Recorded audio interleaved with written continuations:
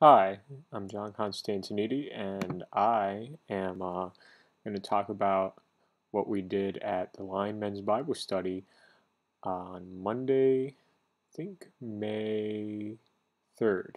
It's been a while, a little behind on the follow-up video. So May 3rd, 2010, last Monday, we talked about Song of Songs, Chapter 2, and just to give you a little bit of context, Song of Songs is a collection of poems that Solomon made to talk about his relationship and the stages of his relationship with his lover and then his soon-to-be wife.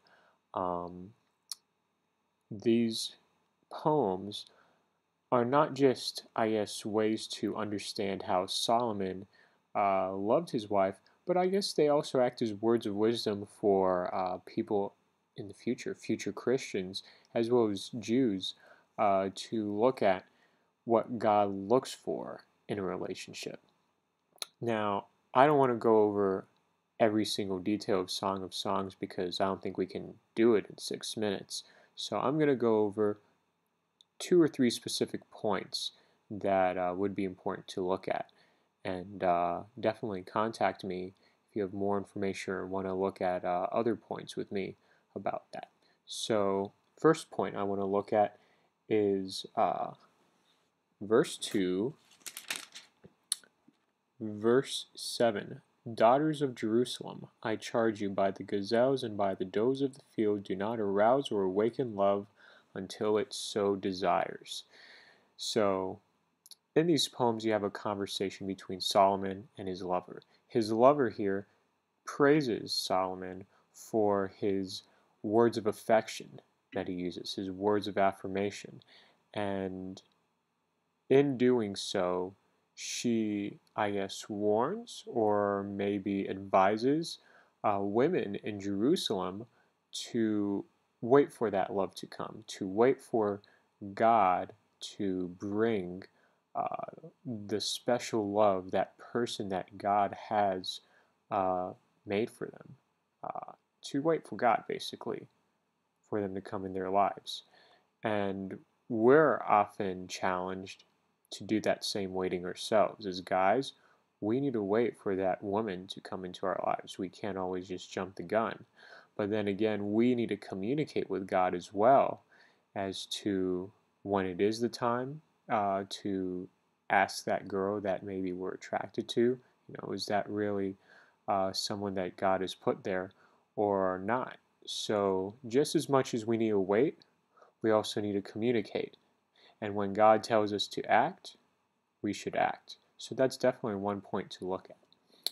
Another point to look at is all through the rest of chapter 2, I guess you could say verse 8 until the end, 17, talks about Solomon's memories of courtship and really specifically looks at how Solomon's lover has this excitement to see Solomon, the king, when he comes down the mountains, comes down the hills to see her.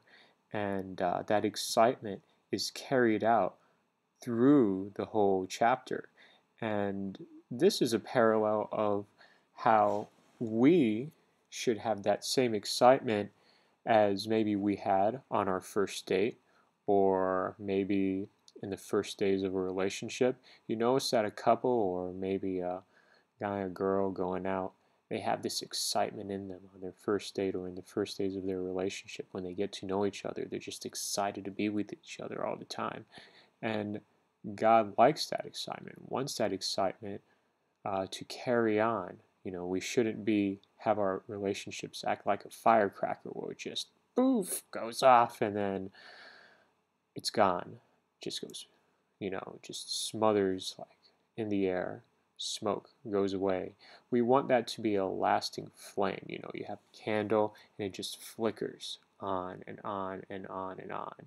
So that's another point that we can take from Song of Songs chapter 2.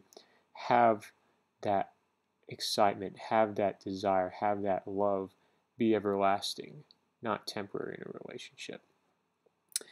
And then third, um, a development of trust. We see this at the end, verses 16 and 17, where the lover, Solomon's lover, develops a trust with Solomon and says, "My lover is mine and I am his. He browses among the lilies until the day breaks and the shadows flee. Turn, my lover, and be like a gazelle or like a young stag on the rugged hills."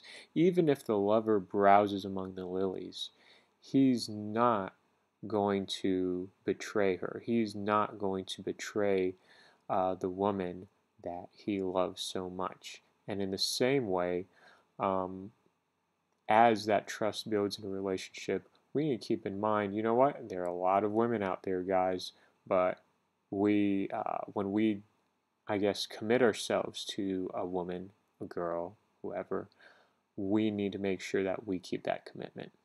So, be sure to come by to next Bible study, Mondays at 7 o'clock. I'm John from the line. See you later.